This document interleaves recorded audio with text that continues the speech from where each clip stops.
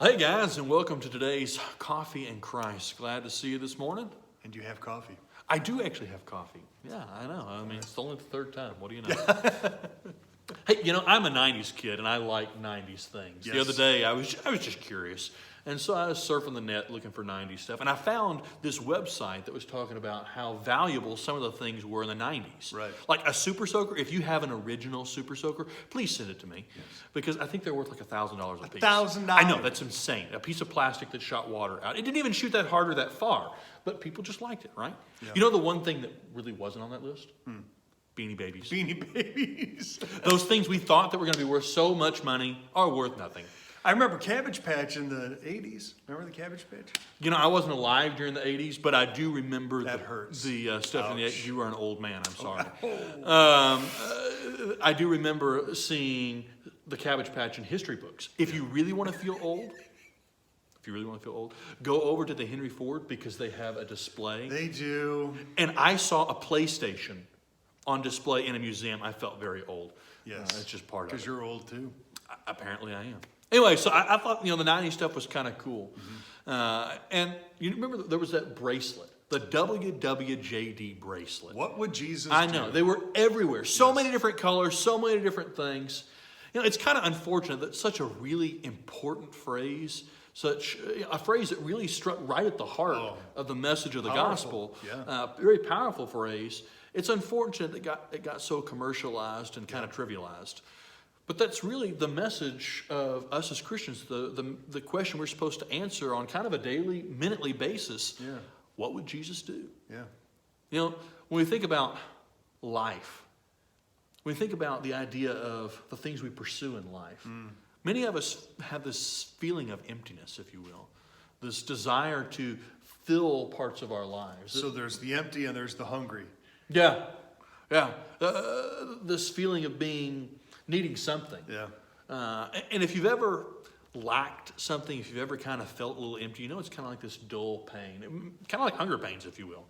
Just kind of this dull, throbbing pain that just kind of stays with you. It's really quite annoying. When I think about hunger, when I think about trying to fill ourselves, trying to fill our needs, and we do spend a lot of time trying to fill these needs. We try and fill it with everything we possibly can.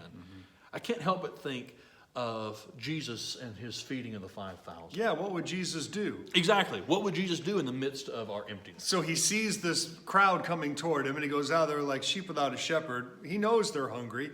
And so he meets their needs. Right. 5 loaves, 2 fish. I know. And and explain historically what that means. I mean, because he fills them. Right. They eat until they're full. Why is that Right. significant? At that particular point in time with culture, everybody's right on the line of starvation. Hunger pains are a very real thing. Everybody's just kind of eating, not really to be filled, Right. but to just simply survive, to maintain some base level of function, if you will. So the idea that they are filled means that they got way more food than they were used to. And there were 12 baskets. There were leftovers. Who has So much food leftovers? left. Nobody at that point in time. There's no leftovers. No. 12 baskets of leftovers. That's a lot. That's Jesus. What would Jesus do? Exactly. He sees people that are hungry and they're coming towards him and he feeds them. And he feeds them till they're full and then there's abundance afterwards. Right. But the crazy thing is, the next day, the very next day, on the opposite side of the sea, the same crowd comes to Jesus, and Jesus, he sends them all away. Well, he says, yeah, you guys are coming after me for the wrong reason now. Exactly. Because Jesus offers more than just to fill the belly of a person. He's there to fill the soul. And he knows that the souls are hungry and they seek and but the flesh sometimes takes over and is like, no. I need to have my belly filled first and then I'll be concerned about the other things. But Jesus is like, no, you've got that all backwards. Right. Yeah. It's summed up in Matthew 6:33. Seek first the kingdom of God, and all these things will be added unto you. The idea being that we should seek God first and foremost in our lives. It's okay to want to go out and spend time with your friends, go out golfing. It's okay to go to work and try and make a living for your family. It's okay to do all those things. Right. But the question becomes, who are we relying upon to fill us?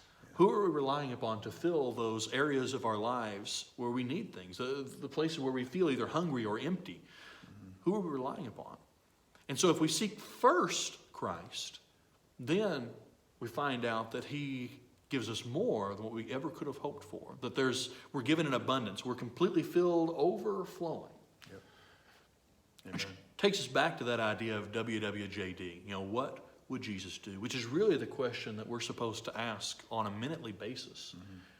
The idea of seeking first the kingdom of God is asking, what would Jesus do in each situation? As we head off to work, what would Jesus do? How can I glorify Him in this moment?